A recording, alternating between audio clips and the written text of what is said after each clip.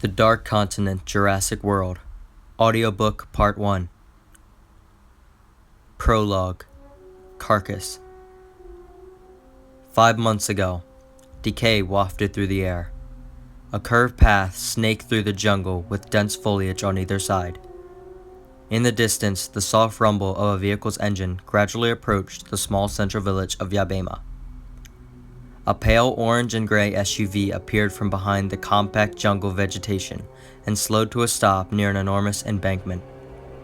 A large wooden sign read, "Bienvenue à Yah Bhima." Welcome to Yah Bhima. To the right of the bank were 8 yellow-painted huts situated vertically in fashion. It was a simple village. To the left of the cottages were multiple timber-fenced animal enclosures, and in the middle stood a rusted brick well. On the opposite side was a plowed field with amply supplied crops, sorghum, corn, and wheat. But what lay behind the terrain was the source of death and decay. Lying in the thick flora was the darkened silhouette of an animal. Vultures roosted atop the carcass, slowly picking at the exposed muscle as hundreds of flies swarmed the surrounding area, buzzing furiously in the air. Atop the hillside, the gray doors to the Land Rover sat ajar. Plastered alongside both doors was a tannish-brown logo resembling a badge. Large amber-colored text ran along the sides of the logo, which read, "Africa Safari Rescue, established June 11, 1993. 2 men stepped out of the vehicle, both dressed in uniformed beige bush poplin shirts, high-waist shorts, and waterproof boots. ASR, Africa Safari Rescue, was branded on their shirt pockets, and each held a Ruger No. 1 tropical rifle. On the back of the men's shirts read the names Sam Porter and Miles Douglas. Sam Porter was a rugged man in his early 30s. His shaggy brown beard covered most of his pale-skinned face, making him appear natural and serious. His dark green eyes glistened as he stared off into the distance. A concerned look crossed his face as he looked around the enclosed area. The heavier-set man named Miles Douglas was clean-shaven. He had dark brown, almost black hair that was hidden underneath his safari rescue cap. Miles had on a pair of black Ray-Ban sunglasses and a cigarette between his teeth. He leaned against the side of the Land Rover, puffing smoke into the air. The burning sun slowly receded behind the branches of the emergent forest. "It's gonna be dark soon," Miles said.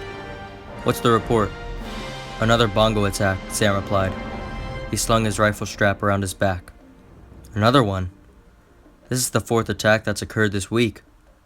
I guess someone's hungry." "Any idea what's doing this?" Miles asked. "I don't know. It could be the lions, but this many in 1 week is unusual for a pack. A single antelope could last them a few days before it got too rotten. Lions don't just kill because they could. It's definitely not lions," Sam stated. Sam worked closely with the CISBA, Center for the Integrative Study of Animal Behavior. He was used to the behavior of animals.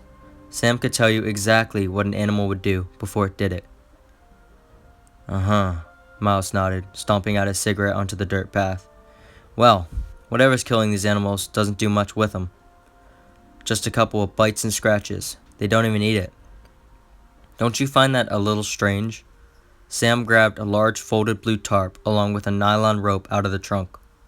On the tarp, the words read, "Property of Africa Safari Rescue." "It is a bit odd, I'll give you that," Sam said, handing the rope to Miles as he held the tarp under his arm. "Let's get this over with," Miles said annoyingly. Sam shut the trunk to the vehicle and began to walk down the embankment to catch up with Miles. "How are your kids?" Miles asked. "They're fine. I still can't believe my little Katie is going to be a junior in high school, and Trevor is starting his 2nd year of middle school." "Do they still fight with each other?" Miles asked jokingly. Sam chuckled. "Yeah, never gets old. Katie loves to pick on her younger brother. It's what me and my brother did as kids. Older siblings always mess with their younger siblings. It's quite rare for siblings not to have some sort of rivalry." Grass and twigs crunched as they made their way down to the small village. "Carol is going to drop them off next week. They're going to be staying down here for the month. She said she needed a break from everything, and I haven't seen them in almost a year," Sam said. "Is everything alright?" Miles asked, concerned. "Not since the divorce. Things have been hard on her and the kids. I haven't been there much lately, and I regret that. At least you're trying to spend time with them, Miles said. That's the problem. I don't try to spend time with them. It's usually up to Caroline and the kids to decide if they want to come down and visit. I always agree if I'm available, and I love spending time with them, but this job gets in the way. They walked into the small village as an older gentleman walked up to them. Miles spoke to him in French. What's he saying? Sam asked. Yes, he is the one who found the bongo. He says that they heard strange noises coming from the jungle. He went to investigate, and he saw... Miles paused and looked at the older man. What did you say you saw? Newt demons, the older man said. Night demons, Miles repeated. What are those? The older man spoke to him in French once more. He says that they're white-eyed creatures. They killed one of their children in the woods. He says it made himself sick. What do you mean by sick? Miles asked. He says that the boy began hallucinating, saying that they were all around us, hiding in the shadows.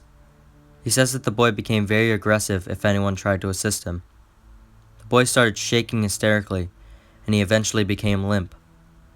He said that he couldn't move anything, and by morning, the boy had succumbed to his injuries. Miles bowed his head slightly in the older man's direction. I'm sorry for your loss. The man nodded as a tear rolled down his face. Where did you say the animal was located? The man pointed in the nearby brush. Thank you for your time, Miles replied, shaking his hand. Miles and Sam headed in the direction of the carcass. Walking past the sorghum plants, they slowly inched towards the body. God, it stinks, Miles uttered, covering his nose with his hand. Sam walked up to the rotting carcass as flies began to swarm around the dead animal. He bent down to examine the animal up close. Female. Middle-aged.